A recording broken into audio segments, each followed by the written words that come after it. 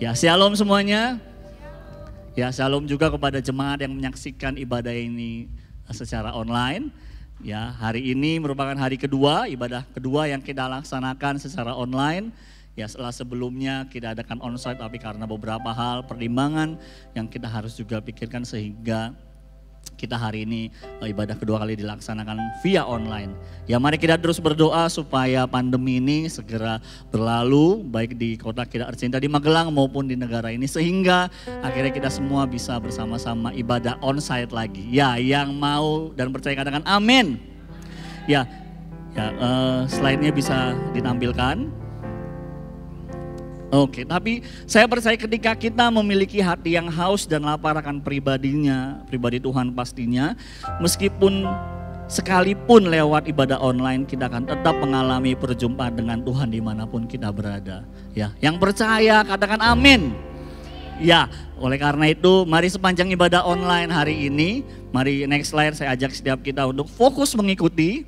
Ya, fokus mengikuti artinya kita fokus sebisa mungkin jangan sambil melakukan yang lain, terutama jangan sambil tidur ya. Gimana kita bisa menangkap sesuatu kalau kita mengikuti ini sambil tidur. Yang kedua, merespon dengan antusias.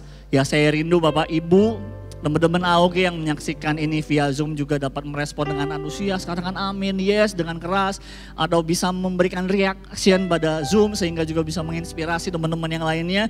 Dan yang ketiga, harapkan sesuatu. Ya, saya percaya kalau kita mengerjakan tiga hal ini, sekalipun kita melihat, mendengarkan firman Tuhan via online, saya percaya kita semua akan mendapatkan banyak berkat. Ya, yang antusias katakan amin. Oke, next slide. Ya, saya akan mulai. Ya, pastinya setiap orang pasti memiliki mimpi. Siapa sih kita di sini yang gak memiliki mimpi? Bapak Ibu di rumah, teman-teman AOG juga pasti memiliki mimpi. Semua orang ingin mengalami proses yang sempurna dalam hidup ini. Ya, ketika pelajar pengen dong jadi juara bagi yang sekolah, ya nilainya bagus. Ketika pelajar, ketika kuliah juga berprestasi nilainya, ketika terus berprestasi juga dalam hal olahraga. Terus lanjut juga kemudian bekerja dan karirnya sukses di usia muda. Terus nanti akhirnya berpacaran serius, ketemu wanita atau laki-laki yang luar biasa.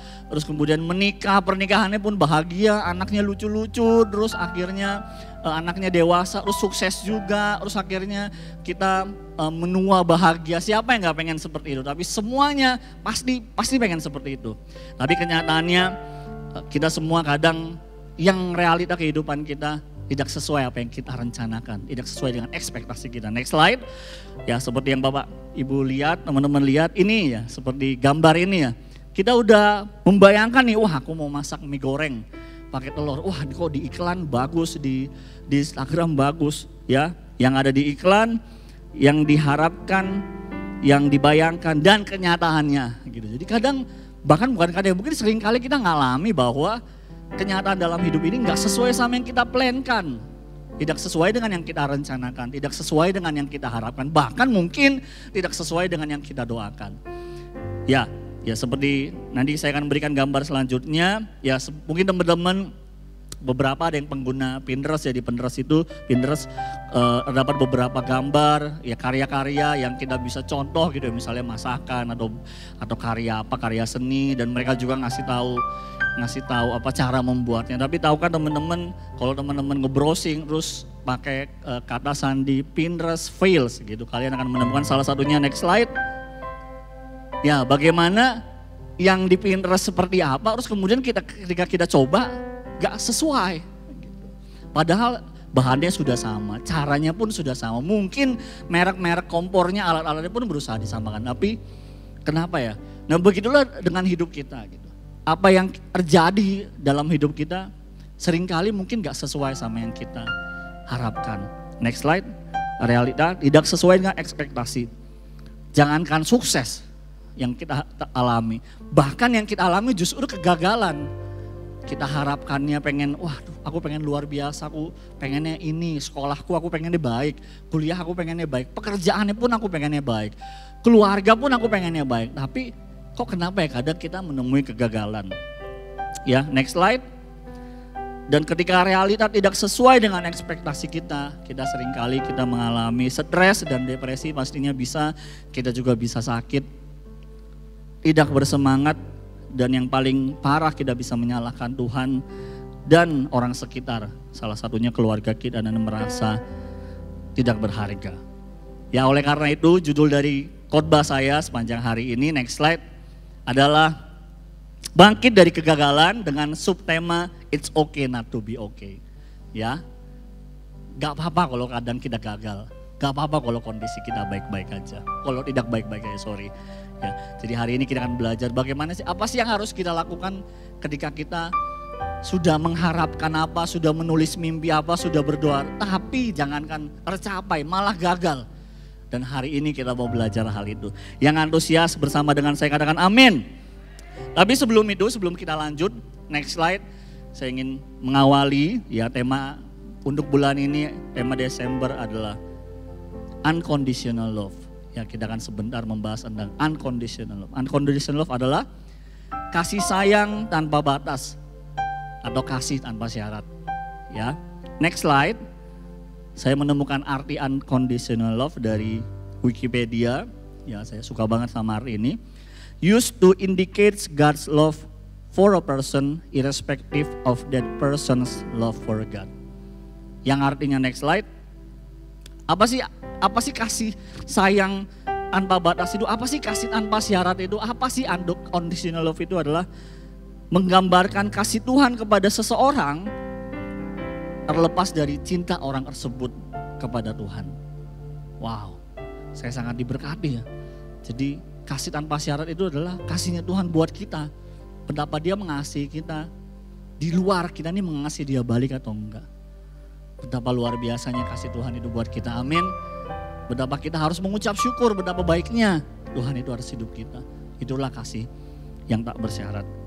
Ya, next slide, kita sama-sama buka di Yohanes 3:16. Ya, mari kita sama-sama buka. Saya juga mengajak Bapak Ibu, teman-teman AOG yang menyaksikan ini secara online juga membuka Alkitabnya. Oke, Yohanes 3:16 kita baca bersama-sama. 1, 2, 3. Karena begitu besar kasih Allah akan dunia ini sehingga Ia telah mengaruniakan anaknya yang tunggal, supaya setiap orang yang percaya kepadanya tidak binasa melainkan beroleh hidup yang kekal. Yang percaya katakan amin. Next slide, saya akan tampilkan ayat yang sama tapi dengan terjemahan yang berbeda, yaitu dari terjemahan bahasa Indonesia sehari-hari atau BIS. Karena Allah begitu mengasihi manusia di dunia ini sehingga Ia memberikan anaknya yang tunggal supaya setiap orang yang percaya kepadanya tidak binasa melainkan mendapat hidup sejati dan kekal. Ya, firman Tuhan di sini tuliskan supaya setiap orang yang percaya. Ya, saya juga yakin bahwa percaya di sini juga ketika dipelajari ada banyak hal yang dilakukan. Tapi next slide, puji Tuhan ya. Coba kita renungkan bersama ya. Apa yang terjadi jika ingin bertemu dengan Tuhan atau jika kita ingin ketemu Tuhan, ada banyak syarat sulit yang harus dipenuhi. Pernah nggak kita semua membayangkan? Saya mengajak kita semua juga yang di rumah juga ikut membayangkan. Coba ya kalau misalnya kita ketemu Tuhan, mengenal Tuhan tuh ada banyak syarat yang harus kita lakukan. Ada banyak terms and condition yang harus kita penuhi. Saya ketika membayangkan ini, waduh, coba ya. Saya berandai-andai gitu ya, coba ya ketemu sama Tuhan, misalnya jabatanmu apa? Total kekayaanmu berapa? Atau misalnya untuk anak-anak Army of God zaman sekarang, follower Instagrammu berapa? Ya karena mungkin kalau Tuhan zaman segini punya Instagram, mungkin followernya waduh mungkin udah gak bisa ketampung lagi sama angkanya Instagram. Nah sekarang followermu berapa? Kok berani ikut-ikut aku? Gitu. Terus, nah oke, mungkin hidup kita sekarang baik-baik aja, tapi oke, kamu mau ikut aku? Iya. Kamu mau ketemu aku? Iya. Masa lalumu gimana? Wah. Ya, prestasimu gimana?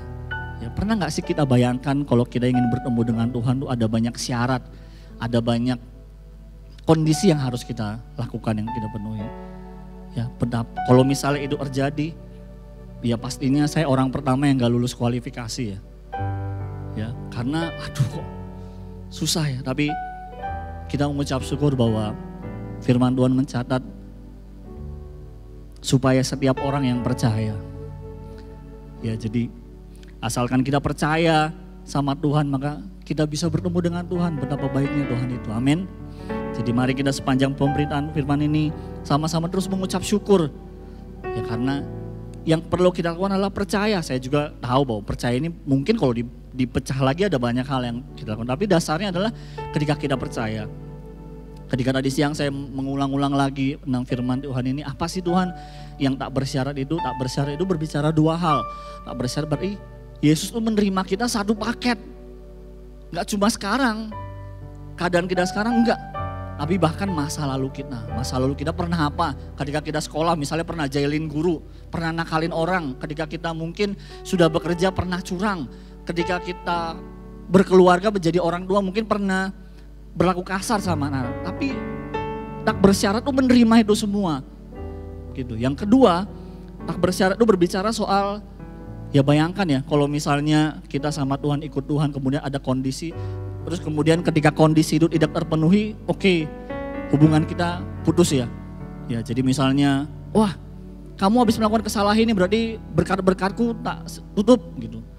Ya bayangkan jika kita, tapi puji Tuhan bahwa Allah itu, Yesus itu selalu menerima kita tanpa syarat. Asalkan kita secepat-cepatnya bertobat ketika misalnya kita habis melakukan dosa. Betapa baiknya Tuhan itu, amin. Ya, satu ayat lagi. Next slide. Kita sama-sama buka di Efesus 2 ayat 8 sampai 9. Saya akan bacakan. Sebab karena kasih karunia kamu diselamatkan oleh iman. Itu bukan hasil usahamu, tetapi pemberian Allah. Itu bukan hasil pekerjaanmu. Jangan ada orang yang memegahkan diri. Ya betapa baiknya Tuhan buat kita. Karena dia mengasihi kita tanpa syarat. Apapun masa lalu kita, apapun kondisi kita sekarang. Mungkin kita mengalami satu proses yang gak enak sepanjang tahun ini karena efek dari pandemi.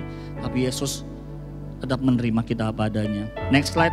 Terus apa hubungan dari ketika kita awal membahas soal kegagalan, ketika realita dalam hidup kita gak sesuai sama ekspektasi yang kita harapkan dengan unconditional love. Next slide adalah Yesus selalu menerima kita tanpa syarat bahkan ketika kita gagal. Yang mengucap syukur katakan amin. Ya jadi Yesus selalu menerima kita. Ya bahkan ketika kita dalam satu hal, dalam satu bidang mungkin gak sempurna. Ketika kita dalam satu hal mungkin gak sebaik orang lain.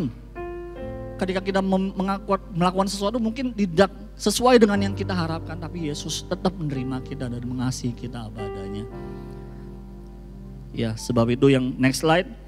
Bagaimana cara kita untuk bangkit dari kegagalan. Gak ada lain cara yang lebih baik dari yang pertama, yaitu kita datang jujur ke hadapan Tuhan. Datang jujur ke hadapan Tuhan. Sebelum kita membahas soal tips, tapi ini yang harus kita lakukan pertama, kita datang jujur ke hadapan Tuhan.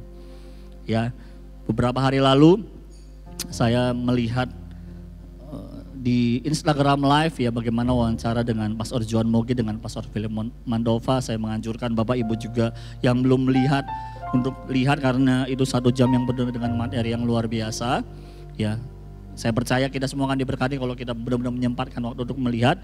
Saya sendiri melihat dari awal sampai habis dan saya sangat diberkati. Dan ada satu poin yang saya suka yang disampaikan oleh Ko Philip, yaitu keintiman dengan Tuhan adalah tentang bagaimana kita tidak bisa hidup tanpa pribadinya. Ya, jadi yang pertama, apa yang perlu kita lakukan ketika kita gagal, kita datang jujur ke hadapan Tuhan. Kita berdoa, kita katakan Tuhan, aku kok gak berhasil dalam ini ya. Tuhan kok sekolahku gagal. Kok aku gagal menjadi orang tua, aku gagal menjadi anak. Datang jujur di hadapan Tuhan. Karena juga Tuhan tahu pasti kehidupan kita, amin. Ya, jadi datang jujur ke hadapan Tuhan, datang apa adanya. Sekalipun ya memang kita butuh solusi, tapi jangan kejar dulu solusinya. Kejar pribadinya. Gitu. Ya jadikan ini sebagai momen, aduh Tuhan aku tanpa Tuhan gak bisa, aku tanpa Tuhan gak ada artinya. Ya datanglah ke hadapan Tuhan. Jadi apapun yang kita alami, karena pasti dia akan menerima kita tanpa syarat. Jadi yang pertama, bagaimana kita bangkit dari kegagalan adalah datang jujur ke hadapan Tuhan. Apapun yang kita alami, seburuk apapun mungkin orang lain berpikir tentang kita, sejelek apapun, setidak berhasilnya apapun, datanglah jujur di hadapan Tuhan. Amin. Tanpa embel-embel apa, tanpa mungkin sekalipun kita tahu, kita pengen solusi, tapi datanglah dulu ke hadapan Tuhan, cari pribadinya. Tuhan aku gak bisa, aku give up Tuhan, aku menyerah, aku gagal dalam hal ini dan datang jujur di hadapan Tuhan. Next slide. Seperti yang dikatakan oleh firman Tuhan di Mazmur 27 ayat 4, satu hal yang telah kuminta kepada Tuhan itulah yang kuingini, diam di rumah Tuhan seumur hidupku, menyaksikan kemurahan Tuhan dan menikmati bait-Nya. Ya. Next slide, di terjemahan yang bis juga. Hanya satu yang kuminta kepada Tuhan, hanya inilah yang kuingini, diam di rumah Tuhan seumur hidupku untuk merasakan kebaikan Tuhan dan mohon bimbingannya. Next slide. Ya, pemazmur mencari kehadiran Allah karena hal itu paling berharga di dalam hidupnya dan dia mendoakannya tanpa mengenal Allah. Jadi ketika kita hari-hari ini mungkin ada dari kita, Bapak Ibu atau teman-teman Army of God yang mengalami kegagalan, dan tidak kebetulan kalau Bapak Ibu atau teman-teman mendengar hal ini, mari datang ke hadirat Tuhan. Jujur di hadapan Tuhan kalau kita gagal dalam beberapa hal. Dan puji Tuhannya di dalam hadirat Tuhan, next slide, ternyata saking baiknya Tuhan dalam hidup kita, Tuhan juga tidak hanya memberikan hadiratnya atau pribadinya, Tuhan juga bahkan memberikan damai sejahtera kepada kita, sukacita, pengharapan, dan keyakinan bahwa Yesus akan menolong kita. Ya, dan ini yang saya dapat pergumulan hari-hari ini, next slide. Ya, saya berusaha membahasakannya. Datang ke hadirat Tuhan ketika gagal, karena pasti dong kita harus datang, sebenarnya kita harus datang ke hadirat Tuhan apapun kondisi kita. Tapi datang ke hadirat Tuhan ketika kita gagal tetap jauh lebih baik bila dibandingkan ketika hidup kita sudah kepepet aja pun masih mengeraskan hati. Jadi hari-hari ini ketika bahkan hidup kita kayaknya udah mentok, gak bisa lagi yang dilakukan, datanglah ke hadirat Tuhan. Bawa semuanya ke Tuhan. Yang mau melakukan katakan amin. Ya, next slide, seperti yang dikatakan di Matius 7 ayat 7, mintalah maka akan diberikan kepadamu, carilah maka kamu akan mendapati, ketuklah maka pintu akan dibukakan bagimu. Karena setiap orang yang meminta menerima, dan setiap orang yang mencari mendapat, dan setiap orang yang mengetuk baginya pintu dibukakan. Next slide, ayat 9, adakah seorang daripadamu yang memberi batu kepada anaknya jika ia meminta roti, atau memberi ular jika ia meminta ikan? Jadi jika kamu yang jahat tahu memberi pemberian yang baik kepada anak-anakmu, apalagi Bapamu yang di surga, ia akan memberikan yang baik kepada mereka yang meminta kepadanya. Jadi sebelum saya melanjutkan ke poin-poin selanjutnya, karena ada beberapa poin lagi, saya mengajak kita semua, bagi Bapak Ibu yang menyaksikan, teman-teman Army of God di rumah, ketika tadi firman Tuhan ini dibagikan dan kita diingatkan untuk, mungkin ada dari kita yang sedang menyaksikan, sedang mengalami satu proses di mana Bapak Ibu atau rekan-rekan merasa gagal dan ingin meresponi firman ini. Tuhan, aku mau datang sama Tuhan segagal apapun diriku. Saya mengajak, jika Bapak Ibu mau meresponi, saya mengajak Bapak Ibu bisa mengangkat, menaruh tangan di dada dan berdoa bersama dengan saya. Tuhan, kami berdoa dari tempat ini memberkati setiap rekan-rekan, setiap Bapak Ibu, setiap mungkin ada pelajar, ada pekerja yang mungkin hari-hari ini merasa gagal Tuhan, merasa tidak layak, merasa sudah hancur hidupnya, tapi ketika mereka meresponi firman Tuhan dan mau datang ke hadirat-Mu, Tuhan, hamba melepaskan berkat atas setiap mereka. Supaya mulai dari hari ini Tuhan, ada damai sejahtera, ada kekuatan yang baru Tuhan berikan atas setiap mereka. Tuhan, lihat hati mereka pada siang hari ini, sehingga mereka bisa merasakan kasih-Mu kembali Tuhan. Tidak tertunduk, tidak merasa, apalagi tidak merasa berharga, sebab kami tahu Tuhan mengasihi kami apa adanya. Tuhan, kami berdoa, hamba berdoa melepaskan berkat, kekuatan, damai sejahtera yang daripada Tuhan turun atas setiap mereka yang hari ini mau jujur datang di hadapan Engkau. Pertemukan mereka dengan orang-orang yang tepat, pertemukan mereka dengan solusi yang tepat. Dan Namun berdoa ketika mereka dengan sungguh-sungguh datang kepada Engkau dan mengerjakan apapun yang mereka mungkin gagal, dan berbalik dan berusaha mengatur dengan baik segala sesuatu, maka Tuhan akan berikan jalan keluar yang baru atas setiap mereka Tuhan. Melepaskan berkat atas setiap mereka Tuhan. Biar ada perubahan, ada percepatan, ada setiap kehidupan mereka. Di dalam nama Yesus kami berdoa. Haleluya, amin. Ya, masih ada 3 poin. Ya, masih antusias Bapak Ibu, amin. Ya, saya percaya Bapak Ibu juga di rumah sedang menyaksikan dan mengikuti dengan antusias. Next slide. Ya, bagaimana cara kita bangkit dari kegagalan? Poin yang kedua adalah dengarkanlah masukan. Ya, mengutip lagi dari pernyataan Ko Philip di Instagram tersebut, Tuhan juga dapat memberikan hikmat atau solusi kepada kita lewat orang-orang di sekitar kita. Ya, kita juga, Tuhan pastinya bisa memberikan hikmat atau solusi kepada kita, bisa. Tapi ternyata ada juga cara yang lain, yaitu Tuhan juga bisa memberikan hikmat kepada kita lewat orang-orang di sekitar kita, lewat orang-orang yang berhikmat. Sebab itu ketika kita gagal, setelah kita datang sama Tuhan, yang kedua dengarkanlah masukan. Jangan mengurung seorang diri dan cuma merasa aku gagal. Update status WA, update status apapun, semua status diisi gitu. Tapi ayo coba datang ke hadirat Tuhan dan dengarkanlah masukan. Apa yang harus aku lakukan ya? Apa yang harus aku buat? Sebab demikianlah firman Tuhan. Next slide, Galatia 6 ayat 10. Karena itu selama masih ada kesempatan bagi kita, marilah kita berbuat baik kepada semua orang. Tetapi terutama kepada kawan-kawan seiman kita. Ketika saya merenungkan firman ini, benar ya, ayat ini juga berbicara supaya kita berbuat baik kepada semua orang.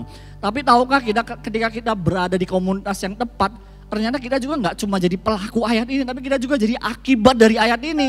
Karena orang-orang di sekitar kita juga akan berbuat hal yang baik sama kita. Yang mengerti dan percaya katakan amin. Ya, sebab itu ketika kita gagal setelah kita datang sama Tuhan, yang kedua dengarkanlah masukan, janganlah tertutup. Ya, next slide. Ya, karena biasanya ketika kita merasa gagal, kita akan menganggap masukan dari orang lain itu sulit dilakukan. Tapi itu baik, karena orang itu bisa melihat ke tempat yang tidak kita bisa lihat. Ya, jadi singkat cerita saya punya kesaksian. Jadi dulu saya ketika kuliah punya proses yang sangat panjang dalam hal skripsi. Ya, karena ya memang miss-nya saya pernah melakukan kesalahan dan kemudian ternyata punya efek bola salju dan akhirnya saya cukup kesulitan di skripsi. Ya, singkat cerita, itu kalau waktu itu ya, karena saya juga orangnya cukup perasa gitu. Jadi kadang ngerasa hidupku, saya tuh pernah dalam satu titik bahwa saya tuh lulus kuliah hanya di dalam mimpi. Karena skripsinya gak ada jalan keluar, gak ada solusi. Jadi tuh lulus tuh cuma dalam mimpi, gak mungkin tuh terjadi di dunia nyata. Jadi saya tuh, apalagi Salatiga kan mirip sama Magelang ya, cuaca dingin. Kayak bangun jam 7, 8, 9 tuh gak kerasa, pokoknya masih pagi ya suasananya. Jadi saya bermalas-malasan, merenung, meratapi nasib, Tuhan aku gagal. Jadi saking saya banyaknya gagal dalam skripsi, bertambah satu kegagalan tuh, itu tuh udah hal biasa. Saya gak kaget, gagal lagi, gagal lagi. Ya, jadi mental saya, kehidupan saya itu sudah terbiasa dengan kegagalan. Jadi sudah sampai tahap itu. Waktu itu saya sudah membangun hubungan serius dengan Mona dan kebetulan Mona sudah lulus duluan, dia bekerja di Manado. Nah, dia tuh selalu ngingetin saya, ayo ke kampus ketemu dosen, hujan, nanti aku sakit, pokoknya kan banyak alasannya. Terus atau misalnya, dosennya pasti nggak ada, padahal kita belum tahu gitu. Dosennya nggak ada, atau dosennya pasti nggak menerima, pokoknya ada 1000 alasan. Dalam hati saya ngerasa, Mona kok pasangan yang nggak mengerti saya. Saya ini loh dalam keadaan sedih, meratapi, kok dia nggak ngerti, kok justru dia suruh saya ini itu. Ayo ke kampus, ayo tanya ini, ayo ini. Awalnya saya ngerasa, apalagi itu ya, dingin-dingin, terus dengerin lagu-lagu melo kan, kok Mona nggak ngerti. Tapi ternyata setelah, pelan-pelan saya kerjakan, akhirnya saya ngerti. Ketika saya gagal tuh ada banyak hal yang nggak bisa saya lihat, dan orang lain di sekitar kita bisa lihat. Jadi ketika kita mendengarkan masukan, ya baik gitu, karena mereka tuh bisa ngelihat ke tempat yang kita nggak bisa lihat karena kita gagal, karena kita ngerasa nggak layak, karena kita ngerasa nggak mampu. Jadi Mona ngeliat gitu, dan ketika saya kerjakan, ya kok ada jalan keluar ya, kok ada solusi ya, dan puji Tuhan akhirnya semua terselesaikan dengan baik. Jadi message-nya adalah dengarkanlah masukan, segagal apapun kita gitu. Jadi dengarkanlah, ada orang yang ngasih masukan, ada orang yang ngasih kritik, dengarkanlah, karena itu bisa menyelamatkan hidup kita. Next slide. Ya, oleh karena itu bersyukurlah kalau sampai hari ini masih ada orang-orang yang mau menegur dan mengingatkan hidup kita. Bersyukur. Ya, saya pernah membagikan di salah satu CG, karena sebenarnya orang-orang yang ngingetin hidup kita tuh nggak ada untungnya. Mereka tuh justru direpotkan, kepikiran. Ya, mereka tuh paling enak tuh spend waktu sama keluarganya, tapi mereka investkan waktu untuk memikirkan kita gitu. Betapa kita harus mengucap syukur. Jadi ketika ada pemimpin, leader kita atau leader CG kita, coach kita atau siapapun leader di departemen kita ngasih masukan, kamu harus gini, jangan buru-buru masang tembok tebal dan berkata, wah kamu gak ngerti aku, tunggu dulu. Dengarkanlah masukan dari dia. Karena bisa aja itu kan menyelamatkan hidup kita. Yang mengerti katakan amin. Jadi bagaimana kita bangkit dari kegagalan karena kita gak bisa sendiri. Setelah datang sama Tuhan, yang kedua, dengarkanlah masukan. Next slide, dan ini juga yang saya dapat ketika saya persiapan. Untuk orang tua pun perlu mendengarkan masukan dan doa dari anak-anak. Ya, jadi saya ketika bergumul ini, mungkin ada waktu kita sebagai orang tua pun ngerasa gagal. Karena pekerjaan mungkin, karena keluarga. Dan ketika anak-anak kita ngomong sama kita, makanya Pak berdoa, makanya Ma berdoa. Kita jangan ngomong, wah anak kecil gak tahu apa-apa suruh aku berdoa. Jangan ngomong gitu, misalnya ketika kita ngerasa gagal pun, kemudian kita malas beribadah, malas cek, tapi kemudian anak kita tetap mendorong kita, makanya ayo Pak gereja gitu. Dan kita pun harus ayo mendengarkan mereka. Karena saya percaya ketika anak-anak kita rajin beribadah, mereka juga bertumbuh dalam Tuhan, mereka juga aktif di Girl Kids. Saya percaya bahwa Tuhan juga bisa berbicara buat hidup kita bahkan lewat anak-anak kita. Gitu, mari. Makanya oleh karena itu kita harus terus belajar mendengar masukan. Ya, yang mau katakan amin. Ya. Next slide. Poin yang ketiga adalah bangkit dari kegagalan. Yang ketiga yaitu pasti mulai dari sekarang. Ya, ayatnya di Amsal 13 ayat 4. Saya akan bacakan yang versi bahasa Indonesia sehari-hari. Si malas banyak keinginan, tapi tak satu pun yang dicapainya. Orang yang bekerja keras mendapat segala yang diinginkannya. Ya, jadi jangan cuma punya list, tapi gak ada yang dikerjakan. Ya, jadi mulainya kapan? Sekarang. Ketika Bapak Ibu akhirnya sadar atau teman-teman Army of God mungkin pengen, aduh kok gagal dalam sekolah ya. Aduh kapan ya waktunya untuk berubah ya? Sekarang. Ketika teman-teman sadar, jangan tunda besok, jangan tunda lusa, sekarang waktunya untuk berubah. Ya, jadi supaya saya rindu ketika yang ketiga, apa sih yang kita perlu lakukan untuk kita bangkit dari kegagalan, itu mulai dari sekarang. Berubahlah dari sekarang. Ya, yang mau katakan yes. Yang terakhir, bagaimana kita bangkit dari kegagalan, yang keempat adalah lakukan yang terbaik. Ayatnya kita sama-sama buka di 1 Korintus 9 ayat 24. Saya akan bacakan. Tidak tahukah kamu bahwa dalam gelanggang pertandingan semua peserta turut berlari. Tetapi bahwa hanya satu orang saja yang mendapat hadiah.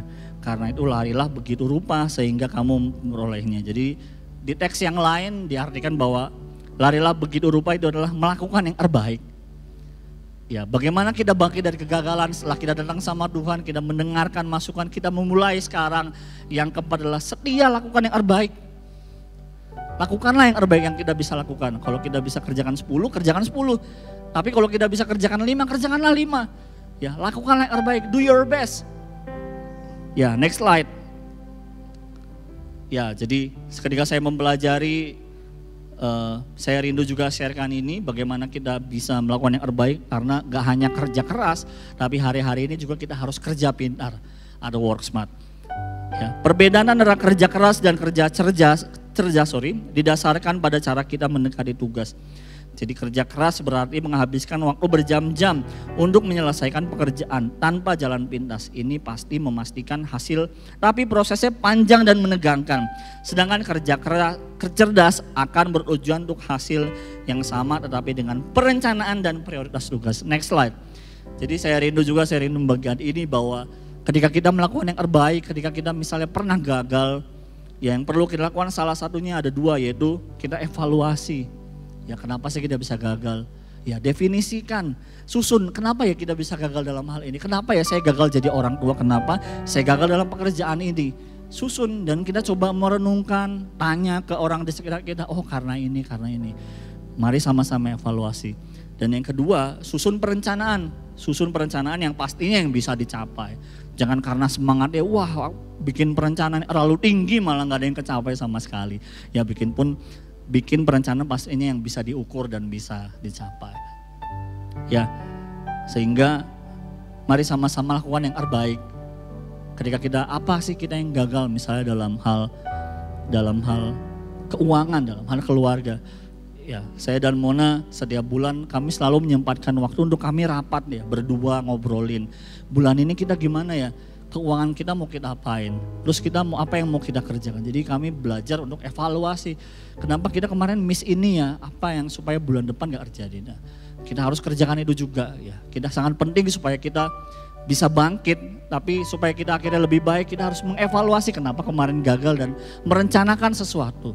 Ya, jadi jangan juga kadang saya banyak nemui bahwa kenapa orang gagal, kenapa orang takut untuk bertumbuh karena dia cuma takut aja. Ya kenapa kamu gak mau sekolah ke sana, itu kan bagus. Gak berani, kenapa? Gak tahu, pokoknya gak berani, nah jangan. Jadi kita harus mengevaluasi, mendefinisikan kesulitan dan kemudian menyusun perencanaan.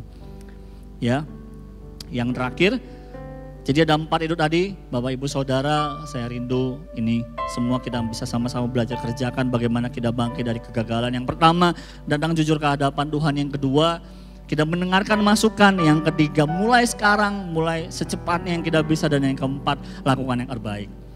Nah, yang saya juga rindu dapatkan bahwa ini hari-hari yang gak gampang.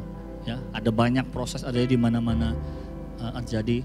Banyak mungkin dari sekitar kita yang juga mengalami proses yang gagal. Tapi saya mengajak kita bahwa jangan kita pernah menolak orang yang gagal. Ya, jangan kita akhirnya ngomongin, menjauhi, karena kita pun bisa sampai titik ini karena ada orang-orang yang tetap menerima kita bahkan di saat kita gagal. Ya, yang mau katakan amin. Ya, jadi saya rindu biar ini semua jadi berkat buat kita. Saya rindu kita semua bangkit dari kegagalan. Ya, saya percaya ini hari-hari yang gak mudah. Ketika saya tadi membaca review 2020, wah semuanya ulasannya kalau Bapak Ibu ngeliat di internet ya, review 2020, pokoknya semua kisah sedih ini gitu. Tapi mari jadikan momen ini sebelum tahun 2021 kita mau punya pengharapan yang baru. Kita mau punya semangat yang baru, perencanaan yang baru. Jangan kita ngerasa, wah 2021 pasti lebih suram. Jangan, karena Tuhan menerima kita, Tuhan masih punya rencana yang baik buat hidup kita. Ya, bagian kita adalah terus lakukan yang terbaik yang bisa kita kerjakan.